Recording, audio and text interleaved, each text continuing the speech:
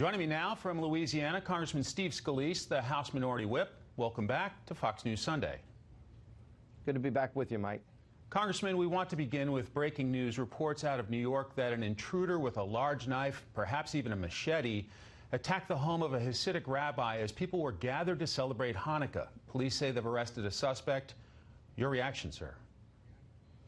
Well, it's really alarming, and we're seeing a growing anti-Semitism. It's something that we all need to speak out against, people of all faiths, because, you know, whether it's a synagogue in Pittsburgh, whether it's the home of an Orthodox rabbi, we all need to stand up and say it's wrong to attack people based on their faith, and to see this anti-Semitism growing throughout our country.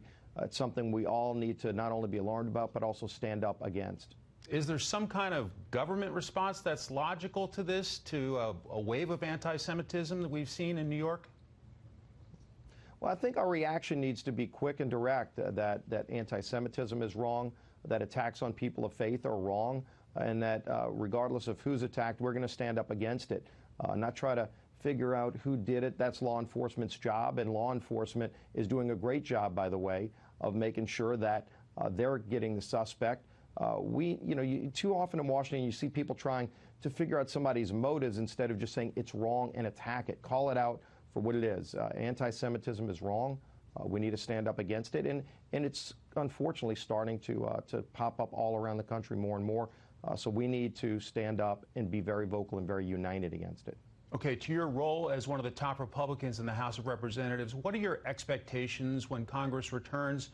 Will Speaker Pelosi cave and send over the articles of impeachment quickly?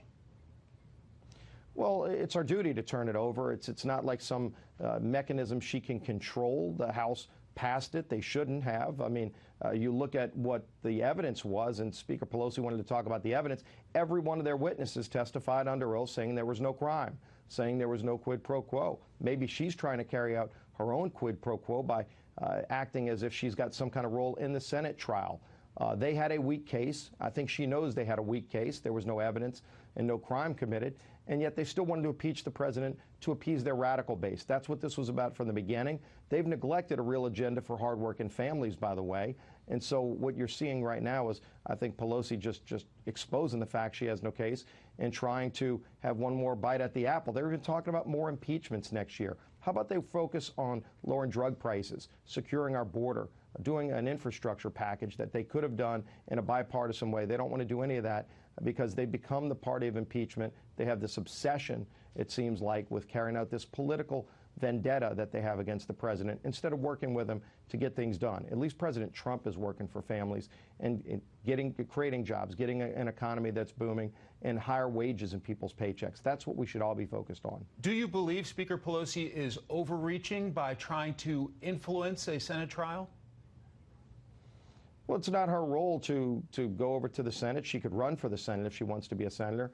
But the House has a role. The Senate has a role. It's time for the Senate to do their job. Look, for months, she was saying how important it is. They've got to remove this president immediately. He's a threat to their whole way of life.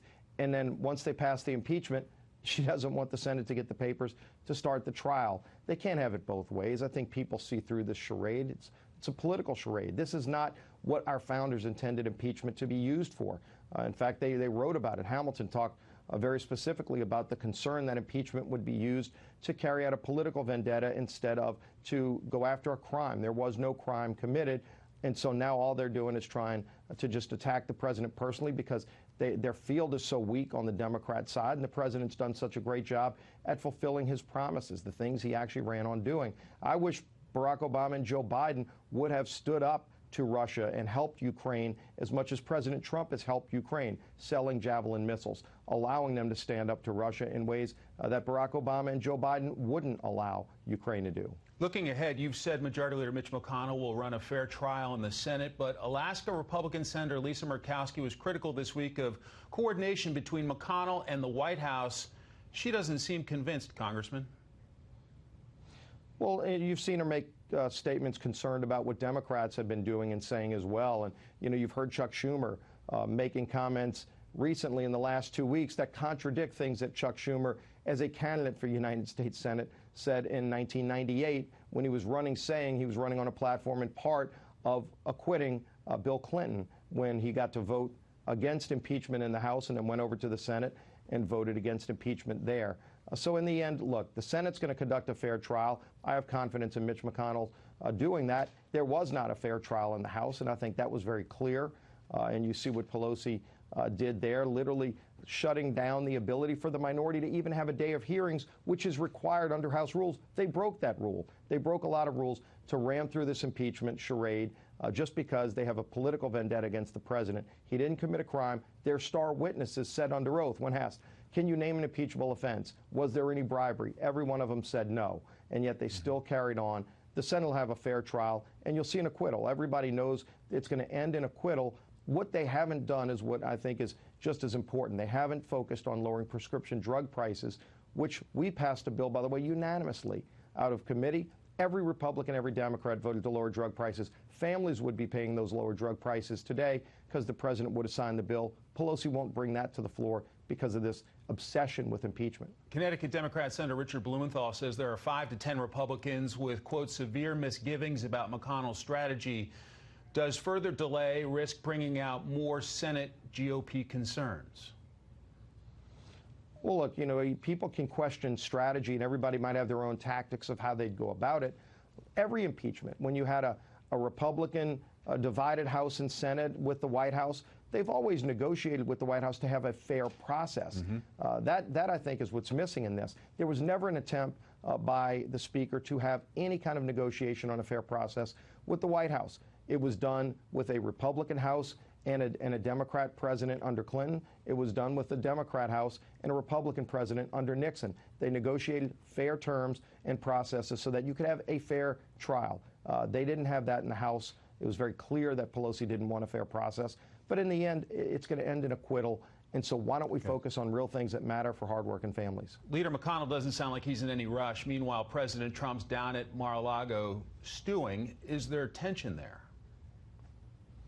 I don't think there's tension. I think the president has been focused on delivering for families. We just, before we left, were finally able to get the USMCA trade agreement passed. It should have been passed months ago, by the way, Mike. That was something that could create over 160,000 jobs for workers all across the country and better trade relations and sending a message to China. And Pelosi sat on that for over 6 months because of this obsession with impeachment. So the president said, look, I want to work with Congress to get things done. They just spend all their time going after him personally because they don't like him. And as he said, they don't like the people who voted for him, which I think is a bigger concern that they're missing, that I think those people are going to speak out again in 2020 and reelect President Trump and send in a Republican House because they don't want the House spending all of its time carrying out political vendettas. They should be working for those families that President Trump's working and delivering for. Congressman, how do you take the fight to the 31 House Democrats in districts President Trump won?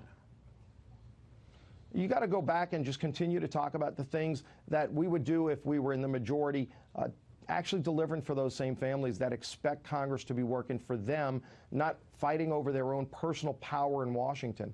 And I think that's what you see this about is, you know, they still don't like the fact that in 2016 Donald Trump got elected. They're trying to reverse and negate the votes of those millions of people who elected Donald Trump as our president. And they're trying to hurt his ability next year. Many of them said it publicly, that they're afraid President Trump will get reelected, so they have to impeach him. But that's not why you have impeachment. That, in fact, is an abuse of the power of impeachment. And I think they're going to be punished for abusing that power next year when they go before the voters who elected them last year. To be clear, we are not naming the name, but do you have any issues with President Trump retweeting the name of the alleged whistleblower? Look, the whistleblower should have testified a long time ago. In fact, they don't really meet the definition of a whistleblower. They never saw a crime. And personally, from everything we've seen, the person hasn't disputed this. This person had a political vendetta against the president. He supposedly worked for Joe Biden, so has a political axe to grind. It's a little concerning that you could have somebody anonymously try to take down a sitting president using innuendo. And in fact, some of these things were false statements. False claims that were made. And there was coordination with Schiff's staff, maybe even Schiff himself, which is, I think, why Schiff didn't want the whistleblower to testify. And so a lot of that should come out. I think the public ought to know all of those meetings that Pelosi and Schiff held in secret behind closed doors to remove a duly elected president. That ought to be alarming to all Americans, whether you voted for this president or not. that they would try to go behind closed doors and reverse the will of the people in an election. So, yeah, the whistleblower absolutely ought to be known and testify. Look, they tried to take out a sitting president. Everybody in America has the right to face their accusers. Why should the president be denied that same constitutional right? Congressman Steve Scalise, thanks for joining us this holiday weekend. See you back on the Hill in the new year.